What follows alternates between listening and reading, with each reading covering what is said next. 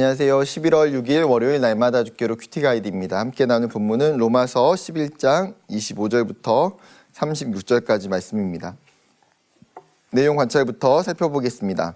1번, 바울이 말하고자 하는 신비의 내용은 무엇입니까? 바울은 지금 영적인 신비, 비밀을 너희가 모두 알아야 된다고 이야기하면서 지금 말을 이어가고 있습니다. 유대인들이 우둔하게 된 것, 그들의 가지가 꺾인 것이 영원한 것이 아니라는 거예요. 그것은 이방인의 숫자가 충만해지기까지 하나님께서 한시적으로 행하셨던 하나님의 계획이라는 것입니다.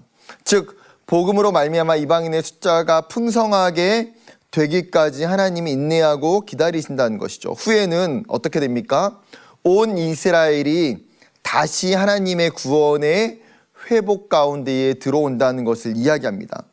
하나님께서 이스라엘의 죄를 제거하시고 그들에게 주시는 하나님의 언약을 다시 성취하시겠다는 내용이죠. 두 번째, 하나님이 모든 사람을 순종하지 아니하는 가운데 가두어 두신 이유는 무엇입니까? 하나님은 이스라엘을 불순종으로 내버려 두심으로 말미암아 이방인들에게 긍휼의 은혜가 임하겠습니다.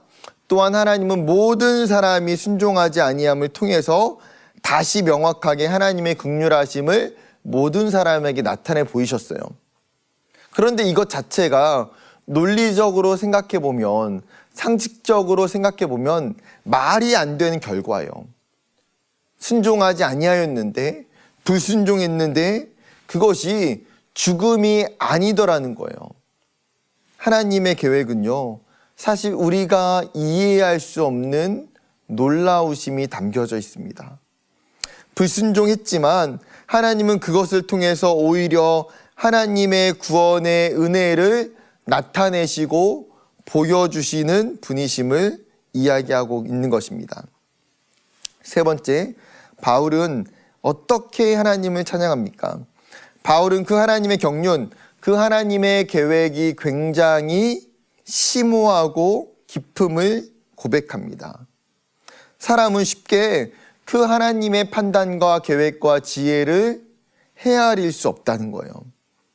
그러나 우리가 그 하나님의 계획을 믿을 수밖에 없는 것, 그 하나님의 계획을 신뢰할 수밖에 없는 것은 무엇입니까? 하나님께서 온 우주를 창조하셨고 온 열방과 나라와 민족을 통치하시는 분이시기 때문입니다. 그 하나님에게 모든 지혜가 있기 때문에 결국은 하나님의 경륜과 계획은 선하고 온전하다는 것입니다. 우리가 그것을 찬양하고 고백할 수 있었으면 좋겠어요. 한 가지만 더 살펴보겠습니다. 나의 구원이 하나님의 깊은 경륜으로부터 나왔음을 느낄 때가 있다면 언제입니까? 내 생각을 뛰어넘는 하나님을 신뢰하기 위해 내가 결단할 것은 무엇인지 생각해 봅시다.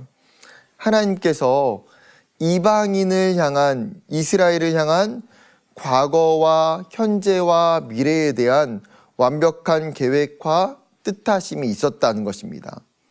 여러분, 하물며 저와 여러분을 향한 그 하나님의 분명한 구원의 계획이 있다는 사실이죠.